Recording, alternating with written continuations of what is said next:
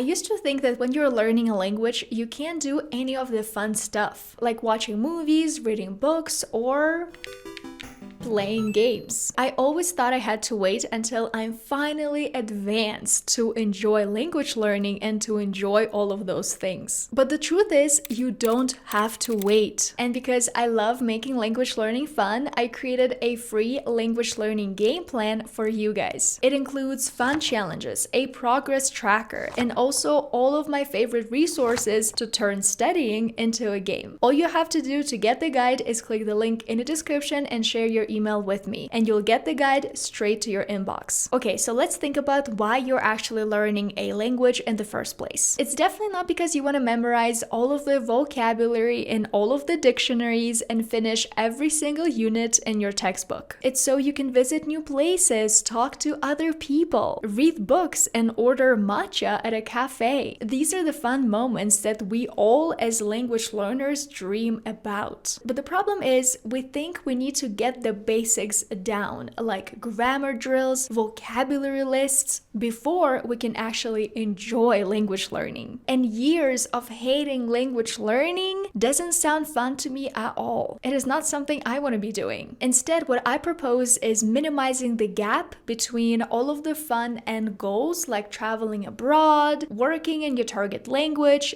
dating people from that culture, and all the boring stuff you have to do right now. And that is honestly something that is helping me stick with the languages I'm learning right now, English and Spanish, because I'm doing things that I love. Like 99% of the time, I'm doing everything I love. And the things that I know I don't like that much, for example, grammar drills, I think how I can make those boring things more fun. Maybe it's going to be asking ChatGPT to explain this one particular super boring grammar rule in a fun way to me. If any of you guys love car racing, you probably know that right now is Formula One season. I love Formula One, so I watch the races in English, and I also listen to a podcast about Formula One called the Red Flags Podcast. Okay, now let's actually talk about how we can make language learning more fun. And the first thing you can do is obviously you can play video games. One game that is really great for learning is Stardew Valley. It's simple, you don't have to understand a lot of rules, and there is no failing. When you collect an item, it shows the name and image of that item so you can use it to learn new vocabulary. You can also talk to NPC villagers in the game, and most of the dialogue is short and super simple. Plus, you can always pause the game if you need more time to read the actual dialogue or look up some words you don't know. Another game that a lot of language learners enjoy is The Sims. It was literally the game of my childhood, of my teenage years, and I still love it with all my heart. It's honestly one of the best games to practice learning a language because a lot of people are already familiar with it. You'll pick up everyday words by playing this game, especially like all of the objects you have around the house, because you're going to be building a lot of the things. It's also like an online simulation of real life, so you're learning practical words in a super fun way. The second thing you can do is watch videos specifically made for language learners. The key here is to actually understand the content. Otherwise, it's just noise to your brain. You can watch shows and movies you always liked as a kid, for example, but now you're doing it in English. You're already familiar with the plot, you kind of know what's going to happen, and a lot of the words, you can guess them from the context. You can also watch content for kids. It's something that I did a lot when I was learning Chinese. At the very beginning of my Chinese journey, I was watching Peppa Pig in Chinese just because my vocabulary was very small, my grammar very small, like I really didn't know a lot of Chinese yet. And so Peppa Pig was something that was making my language learning fun. I didn't feel like my brain was on fire, and that led me to make this natural transition towards content that was a little bit more difficult. And yes, it's not a secret that watching interesting shows is one of my favorite ways to learn a language, and that's where today's sponsor LingoPie comes in. I've always believed that language language learning should be fun, not just grammar drills and textbooks. That's why I use LingoPie every single week now. It's like Netflix of language learning. You get access to thousands of real TV shows, movies, music, and even podcasts in 11 different languages. And the best part is that everything is designed to help you learn as you watch. And you're probably wondering, what's the difference between LingoPie and just watching Netflix with subtitles? LingoPie is interactive. You can click on any word in the subtitles, get an instant translation, and it automatically saves to your personalized flashcards. There are also quizzes, pronunciation exercises, and even a Say It feature to practice speaking. You're being intentional about your show watching experiences, and that eventually pays off. Recently, I have been watching Traveling Around Mexico because I love traveling and I love watching travel content. It's a really fun way for me to explore new places while practicing my Spanish. So if you want to try out LingoPie, they're giving you 7 days completely for free and a special discount. Just click the link in my description or the pinned comment to start learning languages in a fun way. Because let's be honest, if you're gonna watch TV anyway, why not learn something in the process? The next thing that is going to make language learning feel like playing a video game is learning with other people. As humans, we're social creatures, and having this support network is so freaking important when you're learning foreign languages, because sometimes you might feel like you're not improving, you're not making any progress. And if you have someone to share this with, someone who's in the same boat, this is going to make you feel so much better. And also learning with others just makes it harder to quit because you feel accountable. You feel like everyone else is learning, so I should be learning too. There's no reason to quit. So what are some ways that you can learn with other people? The first one is you can join an online community. For example, Reddit has a lot of language learning communities like language learning and language specific Reddits like Learn Spanish, where people share helpful info, ask for advice on their grammar, vocab, where you can ask questions or even find a buddy to study with. And you can also go to in-person events. It's something that I did a lot when I was a college student. I would go to speaking clubs, and I actually used to have my own speaking club, and I know that some of the members of the speaking club are still talking to each other. When I moved abroad, I would find those language learning communities on meetup.com. I would go to those networking events to meet people, to practice my English, and to have fun. Instead of just sitting in front of my textbook, doing all of those grammar drills, I actually wanted to speak to real people, to hear different accents, different perspectives. So that's why I highly recommend attending in-person events. The next thing you can do is you can play word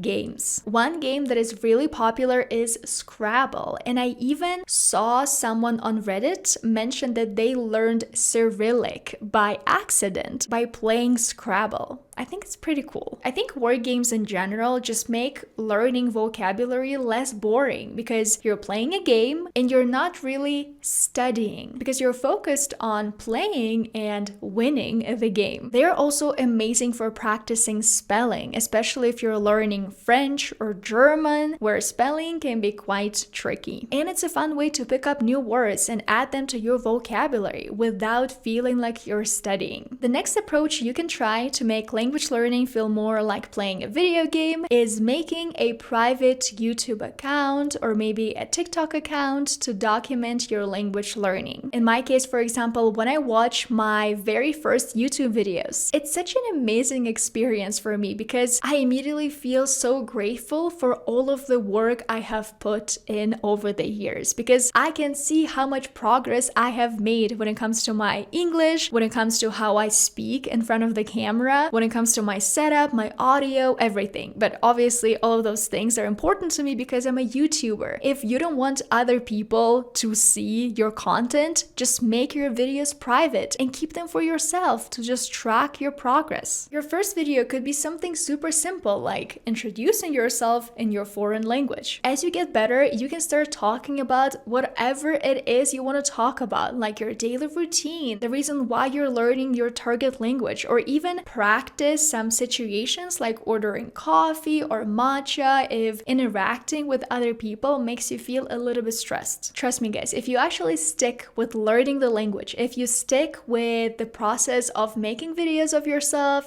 saying something in your target language, looking back and watching all of those videos is the best thing ever. I mean, you can even do it now on my YouTube channel. Scroll all the way down or sort by the oldest to see my oldest content, and you can compare how much I have improved, how much my English has improved. Because we are in 2025 right now, the next thing you can do to make language learning feel more fun is talk to AI, like ChatGPT, for example. I just started learning English and I only understand a few basic words. Can you talk to me in a very simple way? Of course, I will use simple words.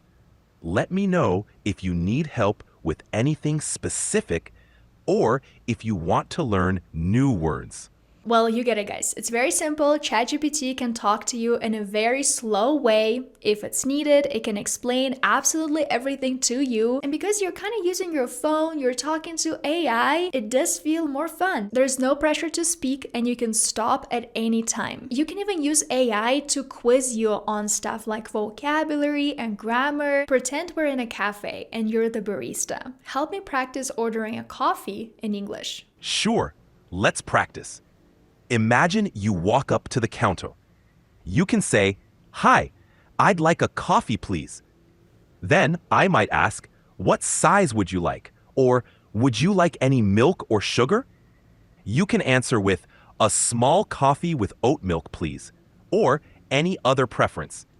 Give it a try. I would like a small coffee with oat milk. Excellent job, Veronika. You're doing really well. If you'd like to change your order, you can say, "Actually, can I have coconut milk instead?" Or, "Could I also get a little sugar, please?" Practicing these small changes will help you get more comfortable with ordering in English. What if I want to say that I want my coffee cold? Great question. You can simply say, "I would like an iced coffee with oat milk, please." Or, if you prefer to emphasize the temperature, you can say, "Can I have a cold coffee with oat milk?" This way, they will know exactly how you want your drink. Okay, and finally, something that I do super often to practice my languages, English and Spanish, is journaling. Journaling to me is very beneficial for my mental health, but it's also fun. Like, it feels like fun. I'm just writing about my life. I'm using all of the vocabulary that I need. And I practice everyday language that I would actually use in a normal conversation. If the idea of journaling sounds super complicated to you, all you can do is just journal about your day. What did you do today? That's it. That's all you have to write about. And your sentences can be super simple and super short. You don't have to use super advanced grammar, academic words. No, you're just writing your thoughts. Obviously, if you're more advanced, if becoming more advanced is your goal, you can try practicing different expressions, maybe asking AI again to help you rephrase a certain sentence, give you alternatives, maybe give you some slang or some idioms, phrasal verbs to help you journal and express your thoughts in a more complex way. And yes, I know that for those of you guys who are learning a language with a completely different alphabet, like when I was learning Chinese when I was in college, journaling in Chinese was so freaking hard. I mean, if I compare journaling in Spanish and English to journaling in Chinese, it was a struggle, but I just gave myself a few minutes to write very simple characters, to start small and make it as simple as possible for myself, and then build up eventually. I think that's all I wanted to mention today, so thank you so much for watching this video. If you liked it, please don't forget to give it a thumbs up and subscribe to my channel. Before you go, don't forget to get your free language learning game plan. It's a perfect addition to this video and it's completely free. All you need to do is click the link in the description and I'll send it to your inbox. A lot of you guys ask me in the comments, why can't I understand native speakers? I actually answered this question in this video right here. So if you want to know why and what to do about it, click right here and keep on watching.